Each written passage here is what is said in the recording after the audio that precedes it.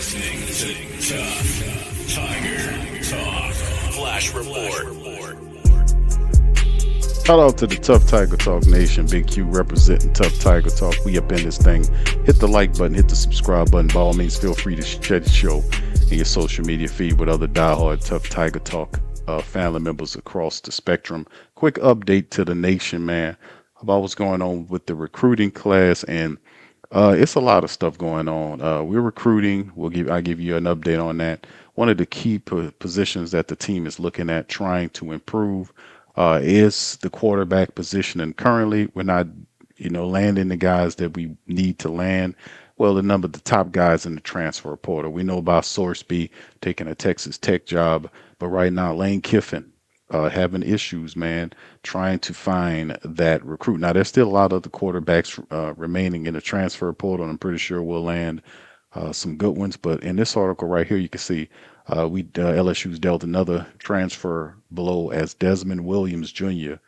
Decides to stay with LSU. Now, remember, this was one that he was really fighting hard on to try to leave Washington to come to LSU. He fired his agent and all this, and the guy was trying to leave the Huskies to come to LSU. He had already signed an arrangement and kind of tried to renege. And then there was a lot of stuff that happened with it. It was kind of weird, but ultimately, after a few contentious past days, Williams came out Thursday night and confirmed that he would be returning to play for Washington. And the Huskies, Washington University, was going to do everything, take him to court, all this kind of stuff. And his agent kind of kicked against it. He fired his agent. It was crazy work, but it was just simpler for Williams to stay at Washington. So he reportedly backed out of his NIL deal with the Huskies and re-entered to portal. And he says, "Nah, I'm gonna just stay because it's too much." So, and this is what it stays. So, staying at Washington, while a report from ESPN College reporter Pete Thamel indicated that Williams' return to Washington might be in the works. Williams himself went to Instagram account to inform the world of the decision after thoughtful reflection with my family. Is what the player says. He says that, and I'm excited to announce that I will continue my football journey with the University of Washington. I am deeply grateful to my coaches and teammates and everyone in the program for fostering an environment where I can thrive, both as an athlete as an individual. He then says that he's fully committed and focused on contributing to what they're building. So there you go, kind of backed out of it. He apologized for the timing of the events that coincided with his celebration of life, the beloved member of his university and community, and so on and so forth. So what happened here, man, is just an interesting dilemma because Williams popped up, and it was really an interesting move. He had already locked in, and it was something that LSU was looking at, like, hey, this guy could be the quarterback, but ultimately, mm-mm.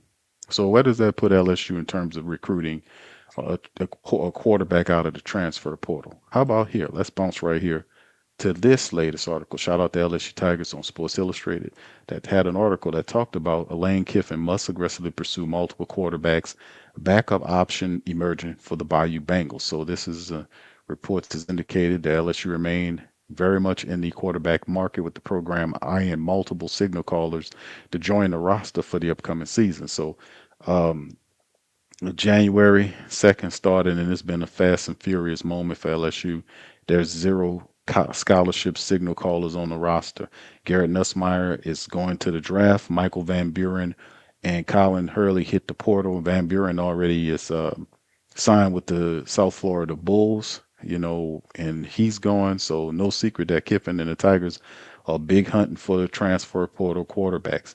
Now, how about this one that popped up? Elon quarterback Landon Clark has emerged as a target for the program, where the FCS All-American has become a hot name on the market. Elon quarterback. So this is what we're doing. So Clark started at quarterback for Elon this past season, a redshirt freshman where he appeared in 12 games, and he's number 70th rated in the transfer portal, according to 24/7. The dual threat signal caller had over 2,300 yards, 18 touchdowns, and also ran for over 600 yards and 11 scores on the ground. Now, LSU Tigers and the Michigan Wolverines are two schools keeping close tabs on Clark, and he's fresh off in a visit from Michigan as well, and he's also receiving an opportunity to come and talk to LSU on this side. So the All-American will wrap up his trip with Michigan on Thursday prior to departing to see LSU on Friday. So Kiffin and the Bayou Bengals officially offered Clark on Thursday. Where will he arrive on campus with the full scholarship in hand as the program prepares to roll out the red carpet for him? Now all eyes are on him as he prepares to take the multiple state at Baton Rouge on Friday. So that's where we are in terms of our quarterback search. No Sorsby, uh, no Williams. We also talked about Levitt. Levitt was a guy that came. Sam Levitt visited. Then he's looking at other schools, looking at more money. So he's also a guy that's even though LSU did bring him in, talk to him. He said he had a good time here. He's still Sam Levitt is still weighing his options on where he wants to play, and he's his latest intel on him is that he went to talk to Tennessee, and we'll see what's happening there. So he's still doing his due diligence, going to holler at Tennessee, and ultimately we'll see what his decision is later on. And LSU's just kind of holding on to see what will happen there. So he's been to Kentucky, he's been to LSU, and now to Tennessee, and we don't have a kind of a pinpoint on him. So Levitt is also a quarterback that's still out there that LSU is interested in. Could he end up being the guy? We will see as we keep this thing moving. Time will tell. All right, let's keep it going, man. Let's talk about some of the people that LSU did bring in to the organization. Let's talk about some of the guys that they brought in so far. Jacoby Jones, the offensive lineman committed to LSU after spending 2 past years at Copiah Lincoln Community College. He's a Louisiana native who played 19 games and was committed to Georgia Tech at one time and almost signed with UL last month. This is another fellow, the offensive lineman. We need help in the O-line. We need help everywhere on offense. Jaquan Sprinkle, an offensive lineman, said in a social media post that he committed to LSU. He played 27 games over the past 3 years at North Carolina Central as a guard and tackle and has 2 years of eligibility remaining. Now, Sprinkle was the first transfer offensive lineman to commit to LSU this year. Jalen Brown, the edge guy. Brown is a four-star recruit, began his career at Missouri, then transferred to South Carolina, where he spent time with LSU defensive line coach Sterling Lucas. He had a knee injury that forced him to miss last year. He can play 3 more seasons, so that's good. Malik Blockton, another defensive lineman. Blockton transferred to LSU after 2 seasons at Auburn, where he had 34 tackles, 8.5 tackles for loss, and 2 sacks. He played in 12 games and started 8 times the past season, and he added needed experience along the line for LSU. We also got some special teams help. Scott Starsick, a kicker for LSU commit from Arkansas Wednesday while starting as a freshman this past season. He was 14 of 18 and made 47 points. On the special teams, he was 2 of 3 on kicks over 50 yards, including a 53-yarder. LSU needed to find a new kicker after Damian Ramos exhausted his eligibility, and sophomore Aaron Burrell entered the transfer portal last week. Malik Mulhern, who is a long snapper. Mulhern did not appear in the game during the freshman season at Florida, but he followed new LSU special teams coordinator Joe Houston to LSU, and Houston has been reshaping the special teams units entering his first season. We also have a punter now. Hayden Craig is a native of Canada's Quebec province who did not appear in a game during his true freshman season at Florida. LSU now have 2 scholarship punters in 2026. He'll join rising junior Grant Chadwick, who plans to stay at LSU, according to a source. We covered these guys before that they signed. Eugene Wilson was another wide receiver that the team signed back on Tuesday. He attended LSU basketball game with Whit Weeks and Arizona State transfer quarterback Sam Levitt, who's now committed. He's now committed, meaning Eugene Wilson is, to the Tigers. He's a former Florida wideout. They played in 8 games, started 5 times as a redshirt sophomore this past season, had over 230 yards receiving with 3 touchdowns, has dealt with injuries in his career, which affected his eligibility the past 2 years, but he has 2 years remaining. And of course, J.C. Brown, we talked about him, who was a new wide receiver. In 3 seasons at Kansas State, he caught 115 passes for 1,900 yards, 13 touchdowns because he landed LSU landed his commitment is now has three transfer wide receivers who could take the top off the defense, along with Jackson Harris, the transfer from Hawaii, the Old Dominion transfer Trey Brown, and J.C. Brown each averaged 17 yards per catch this past season. Now, we talked about these other players like Rob Gainey, Cephalian Green, Ty Bennyfield, Trey Brown, Malachi Thomas, Racine Guillory, Jackson Harris, and others who have signed. And this is pretty much all the guys have signed now. So, like we said, we're still talking about what we're going to do at the QB level for LSU, and that is yet we still working at that. Remember, not to quite give up on Sam Levitt because Sam Levitt is still out there. He is visited with Tennessee, so that's still something that we have out there to see where he ends up going. So he's not absolutely out of the transfer. He's still trying to make up his mind on where he goes. So he's still in play for LSU, even though Williams from Washington is not. And of course, the quarterback from Elon could be a backup to Sam Levitt. So we'll see how this all goes moving forward, but it's still a lot of time. Remember, the portal doesn't change or close rather until the 16th coming up. And just to let you guys, to remind you guys of the exodus that's been going on at LSU football over this month. I mean, that's a lot of pads. You had like 20 departures of people just leaving LSU in Kiffin's first year here. And this is some of the people, and this is some of the visits that you've seen that he talked to bringing in here. But these guys, a lot of guys have left to go elsewhere. 20, and a lot of them were wide receivers. We need to totally rebuild the wide receiver room, the quarterback room, the offensive line room. It's not bare, but we could definitely use some college veterans there. So it's a lot of stuff that Lane Kiffin will have to do in his first initial year with the team building it up. But man, oh man, what an interesting dilemma that we have here at LSU as we keep this thing going. All right, y'all hit the like button, get them thumbs up, man. We up in this thing. This is a final article I wanted to talk over with you guys right here. This is about Jimbo Fisher. Jimbo is saying he went off on Lane Kiffin for not allowing assistants to finish coaching at Ole Miss, and this is what Jimbo said. And you guys see, let me know how you feel about this as well. And Jimbo went in on LSU coach Lane Kiffin, and because former LSU assistants like tight end coach Joe Cox, wide receiver coach George McDonald aren't coaching tonight's game with Ole Miss and for the remainder of the playoff. Now, offensive coordinator Charlie Weiss Jr. Has been and will be helping them out at least for this game.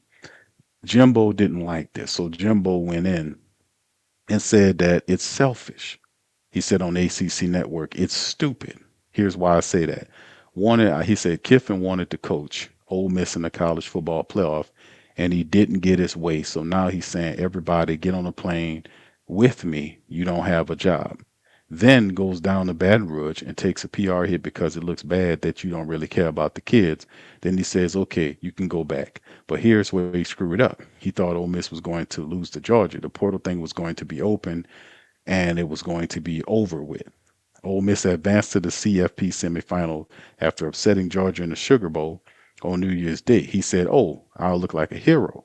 Now he's got egg all over his face because the real Lane came out. You know what I'm saying? If those were allowed to coach the first game, then they should be allowed to coach because the kids aren't doing something that you're allowed to only do one time in your life, or you ever to do that team and those kids that, one time. And as a coach, I understand I left the job, so I get that. If you took them all and you said they're never coming back, that's fine. You set the rules. You don't change the rules in the middle of the game. As a coach, it's hurting the kids and it's pissing me off. That's what he said. He says, if you really give a blank about your kids, Fisher served on he served on a college coaching staff in 1988, most recently with Texas A&M. He was on the LSU staff, and we remember Coach Fisher. Shout out to Coach Fisher. I understand where he's coming from, but Coach Fisher, you wrong about that. You don't have any information that says that Lane Kiffin. I can't believe I'm defending Lane Kiffin, by the way. But you don't have any information to say that Lane Kiffin knew that they were going to lose in that playoff game. Ole Miss had a potent offense, and let's not forget, Ole Miss has an athletic director by the name of Keith Carter. Lane Kiffin took the LSU job and then offered to coach Ole Miss for the rest of the playoffs. It was Keith Carter that told him no. And the reason why Keith Carter told Kiffin no was because he didn't want Kiffin to have access to the coaches and the players because he knew he was leaving to LSU the following year. So he told him no. So my thing is, all this smoke you have for Kiffin sounds personal, but it says nothing about the AD. He didn't take his ball and go home. The athletic director told him he was fired. Well, he Kiffin had wanted to coach for the rest of the college playoff. It was the AD, his boss, that told him no. So get your shit straight, man.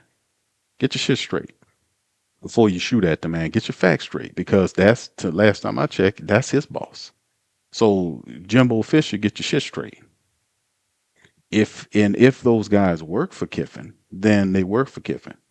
They agreed to go to LSU. He did not hold a pistol to their head and say, "Hey, man, you coming with me or whatever." That's not how it went. Lane Kiffin said, "Whoever wants to come with me, and whoever wants to stay, stay." That's what happened. And Pete Golden was named the coach, the permanent coach, not the interim coach, but he was called the permanent coach. And they had a choice. They had a choice. They can go plan A or plan B. Now, get me, this is business. At the end of the day, the coach can choose whatever option he wants to go. Now, where he was wrong at is he should have told the young men at Ole Miss what he was doing. That's where he went wrong.